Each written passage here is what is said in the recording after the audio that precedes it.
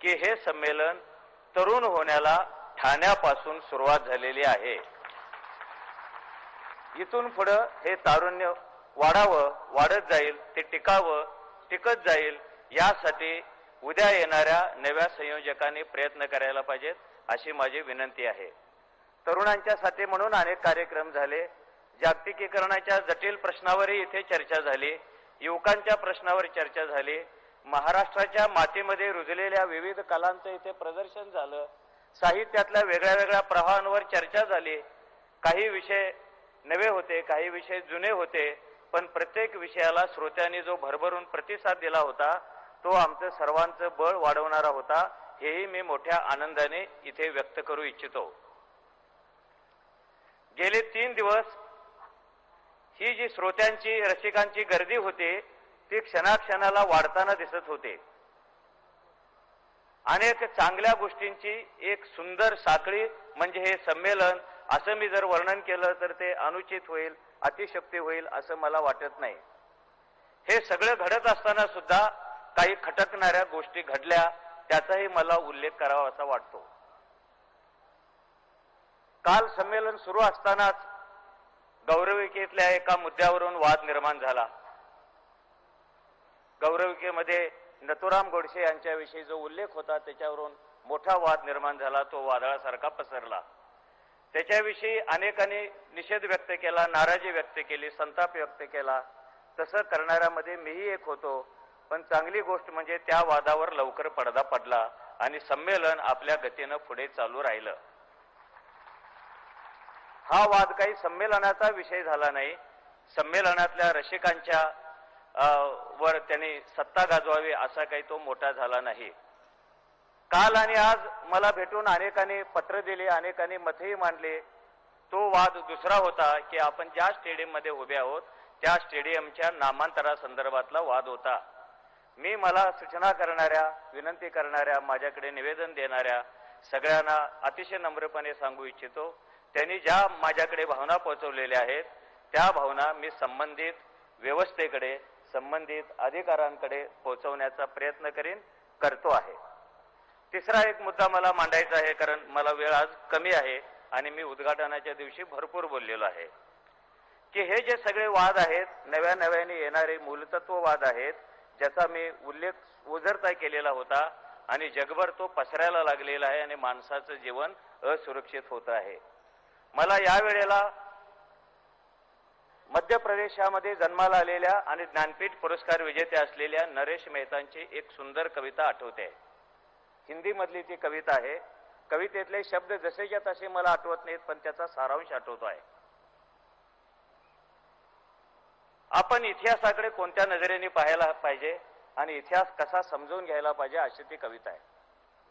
त्यांनी सांगितलं की इतिहास हे कोणत्याही युद्धाचं नाव नसतं, इतिहास हे कोणत्याही रणभूमीचं नाव नसतं, इतिहास कोणत्याही जयाचं नाव नसतं किंवा पराजयाचं सुद्धा नाव नसतं. इतिहास म्हणजे गुहा सुद्धा नसतात. मग इतिहास काय असतो आणि तो आपण कसा समजून घ्यायला पाहिजे, कारण उद्याच्या आणि आधीच्या काळामध्ये इतिहास हा सुद्धा एक मोठा कलहाचा विषय होणार आहे. इतिहास एक आरसा असतो चकचकीत, आणि त्या आरशाच्या मागे इतिहासानेच लावलेला एक जाड टणक असा पारा असतो. ज्या आरशाचा पारा चांगला तो आरसा अतिशय चांगला दिसतो, आणि ज्या आरशाचा पारा खडबडला गेलेला आहे, कमी झालेला आहे, त्या आरशामध्ये स्वतःचा चेहरा नीट दिसत नाही.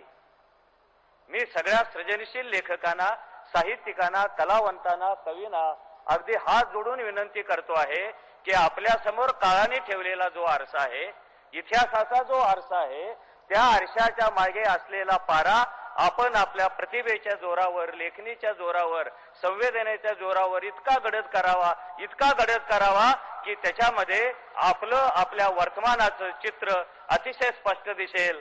आरसा किंवा इतिहास उद्याच्या कलहाचं कारण ठरू नये यासाठी अधिकाधिक भूमिका घेण्याचा प्रयत्न आपण सर्वांनी करायला पाहिजे अशी मी मनापासून विनंती करतो आहे.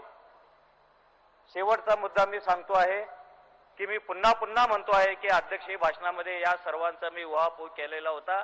मी स्पष्टपणे सांगितलेलं होतं की मी भूमिका घेणारा लेखक आहे, मी माणसाच्या बाजूचा लेखक आहे आणि अशा भूमिकेची आज पुन्हा पुन्हा गरज निर्माण झालेली आहे. मला एक लहानपणीची गोष्ट आठवते, तेवढे मी सांगतो आणि थांबतो. आणि आपणही ठरवावं या सभागृहातून जाताना की उद्या आपली साहित्य, उद्या आपली कथा, उद्या आपली कविता कुणाच्या बाजूने राहणार आहे.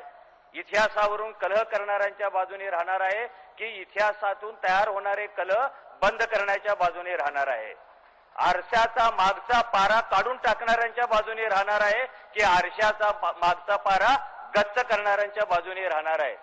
ती गोष्ट अशी आहे, मी खूप वेळा सांगतो आहे की जुन्या काळातली ती गोष्ट आहे जेव्हा विहिरीतलं पाणी बाहेर उपसणारं इंजिन जन्माला आलेलं नव्हतं आणि शेतकरी आपल्या विहिरीतलं पाणी बैलाची मोठ लावून ओढायचा. बैलाची मोठ असायची, 1 बैलाची, 2 बैलाची, 4 बैलाची. आणि मोठेचं एक तंत्र असतं की जेव्हा बैल उलटा उलटा चालत विहिरीच्या दिशेने येतो तेव्हा मोठ सुलटी होऊन आत जाते पाण्यामध्ये, विहिरीतलं पाणी पोटामध्ये घेते, बैल सुलटा सुलटा चालायला लागतो, मोठ खालून वर येते, पाणी पाटात पडतं आणि बैलाचा पुढे मागे चालण्याचा एक अखंड प्रवास चालू होतो. आपल्याकडे वाद निर्माण झाले, खूप वाद तयार होतात आपल्याकडे, पटकन वाद तयार होतात. ते कुठून येतात, काय येतात मला नाही माहिती, पण वास्तव ते आहे. हे जे मोठेतलं पाणी पाटामध्ये पडतं त्याचा ध्वनी कोणता यावरून वाद तयार झाला. पाण्याचा ध्वनी कोणता आहे, आवाज कसा येतो पाण्याचा, संगीत कसं येतं पाण्याचं. काही लोक म्हणाले खळ खळ असा आवाज येतो. खेड्याच्या जवळ राहणारे बहुतेक पुण्यातले लोक म्हणाले असतील, मला माहिती नाही, मी तेव्हा लहान होतो. तो वाद मुंबईमध्ये पोहोचला आणि इथल्या 13व्या मजल्यावरचा माणूस म्हणाला पाण्याचा आवाज खळ खळ येत नाही, झुळ झुळ येतो. आणि मग एक लढाई चालू झाली, पाण्याचा आवाज कसा. मग पुढे लोक म्हणाले पाण्याचा आवाज म्हणू नका, जलध्वनी म्हणा. जलध्वनी कसा येतो, खळ खळ की सळ सळ. खळ खळ म्हणणाऱ्यांची एक टीम, सळ सळ म्हणणाऱ्यांची दुसरी टीम, आणि ज्या लढाया चालू झाल्या त्या अनंत काळपर्यंत चालू राहिल्या. हे जेव्हा घडतं, विहिरीतलं पाणी मोठेत आणि तिथून पाटात जातं, तेव्हा त्या ज्या बैलाची सरकत चालू असते त्या सरकशीकडे, त्या कष्टाकडे कोणाचं लक्ष जात नाही. पुढे मागे मागे पुढे करून तो गळ्यातला दोर त्याच्या खांद्याला रुततो, खांदा सुजतो, सुजलेल्या खांद्यातून रक्त बाहेर पडायला लागतं, मांस बाहेर पडायला लागतं, तरी बैल चालत जातो. त्या बैलाच्या खांद्यातून जो रक्ताचा थेंब बाहेर पडतो तो कसा पडला याच्यावर कविता लिहिली गेल्याचं मला आठवत नाही.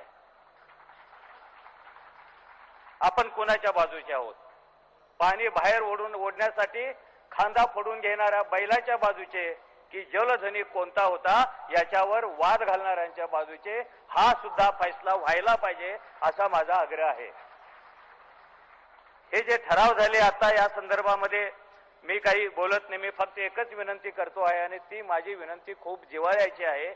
आणि माननीय मुख्यमंत्री इथे आहेत, त्याचा फायदा म्हणा किंवा त्याचं औचित्य म्हणा हे घेऊन मी ती भूमिका मांडतो आहे. बृहन महाराष्ट्रामध्ये मराठीसाठी प्रयत्न करणारे जे माझे बांधव आणि माझ्या भगिनी आहेत त्यांची मराठीसाठी चाललेली लढाई अनेक वर्षापासून मी पाहतो आहे. आणि आता असं दिसतं आहे ती लढाई हळूहळू एकोंड्या शिलेदाराची लढाई होते आहे. त्या लढाईला महाराष्ट्राने पाठिंबा द्यायला पाहिजे, महाराष्ट्र सरकारने पाठिंबा द्यायला पाहिजे, मराठी माणसाने पाठिंबा द्यायला पाहिजे. तो आर्थिक पाठिंबा असायला पाहिजे, तो मानसिक पाठिंबा असायला पाहिजे, तो भाषिक पाठिंबा असायला पाहिजे, सांस्कृतिक पाठिंबा असायला पाहिजे. आणि ही जी माझी माय मराठी आहे महाराष्ट्राच्या बाहेर जिथे जिथे रुजते. अध्यक्षांनी आपल्या भाषणामध्ये वाद घालणारे जे 2 गट आहेत त्यांच्या संदर्भात बोलताना एक जुनी कथा